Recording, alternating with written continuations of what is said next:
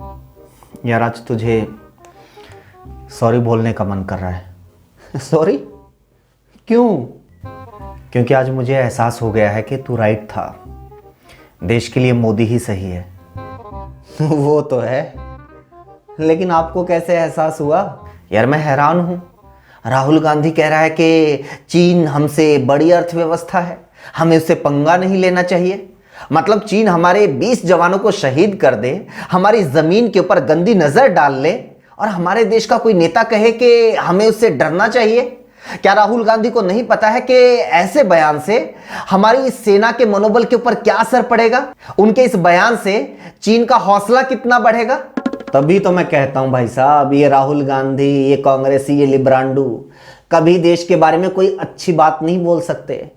ये तो शुक्र मनाओ मोदी जी कार्रवाई नहीं कर रहे। अगर मेरे जैसे बंदे के हाथ में हो ना, तो मैं तो इन लोगों को देश में भी ना रहने दूं। देशद्रोही कहीं के। ऐसे देशद्रोहियों को मैं तो कभी वोट नहीं दूंगा।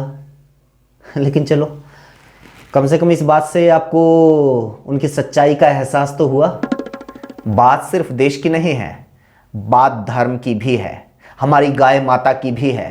पता है, कांग्रेस के मेघालय का अध्यक्ष कहता है कि वो बीफ खाता है और उसकी पार्टी को इस बात से कोई दिक्कत नहीं है। कांग्रेस को क्यों दिक्कत होगी भाई साहब?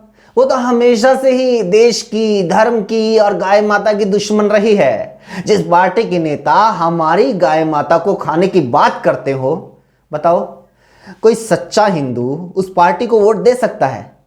मैं तो मर जाऊंगा, लेकिन ऐसी पार्टी को वोट नहीं दूंगा। पक्का? अगर सच्चा हिंदू है तो अपनी जुबान पे रहना। पक्का, एकदम पक्का। अच्छा तो सुन, वो चीन वाला बयान राहुल गांधी ने नहीं, मोदी सरकार के विदेश मंत्री एस जयशंकर ने दिया है।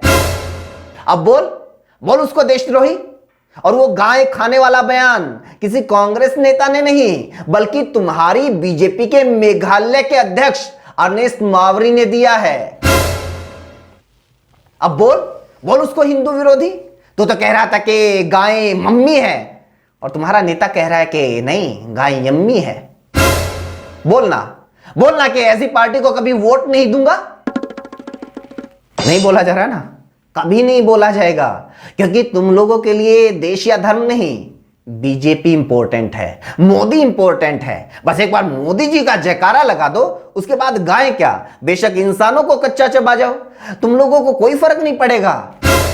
तुम लोगों को कोई फर्क नहीं पड़ता। बेशक महिलाओं की अस्मत लूट ली जाए, उनके गुनहगारों को फूल मालाएं पहनाई जाए, लोगों को गाड़ी में डालकर जिंदा जला दिया जाए, गरीबों की झोपड़ियों को आग के हवाले कर दिया जाए, महिलाओं को आग में भून दिया जाए, बेगुनाह लोगों को सिर्फ इसलिए महीनों सालों तक जेल में सड़ा दिया जाए क्योंकि उन्होंने मोदी की आलोचना करने की हिम्मत की थी। तुम लोगों को इस बात से कोई फर्क नहीं पड़ता कि एक महिला कलाकार को सिर्फ इसलिए पुलिस भेजकर डराया जाता है कि उसने बेरोजगारी, महंगाई और कोरोना काल की बदइंतजामी पर गाना बना दिया था। तुम लोगों को इस बात में कुछ भी गलत नजर नहीं आता कि किसी पार्टी के प्रवक्ता को सिर्फ इसलिए गिरफ्तार कर लिया जाता है क्योंकि उसने गलती से मोदी के पिता का कुछ और नाम बोल दिया था। लेकिन मोदी के भक्त बनकर कोई किसी के बारे में कुछ भी अनाप शनाप बोलता रहे, झूठ बोलता रहे, उसके ऊपर कोई कार्रवाई नहीं होती। कोई गांधी से लेकर नेहरू तक सबको गालियां देता रहे, किसी धर्म के लोगों को जान से मारने की धमकियां देता रहे, किसी की इज्जत के ऊपर हाथ डाले, किसी के घर के ऊपर हमला करे, उसके खिलाफ कोई कार्रवाई नहीं होती। शर्म करो। टीवी के झूठे प्रोपेगेंडा और व्हाट्सएप की फेक न्यूज से पैदा हुए एक सामान्य से भी कम समझ रखने वाले आदमी को भगवान बनाने के चक्कर में भगवान के समान अपने देश, उसके लोकतंत्र और उसके संविधान की बलि दे रहे हो तुम लोग। शर्म करो।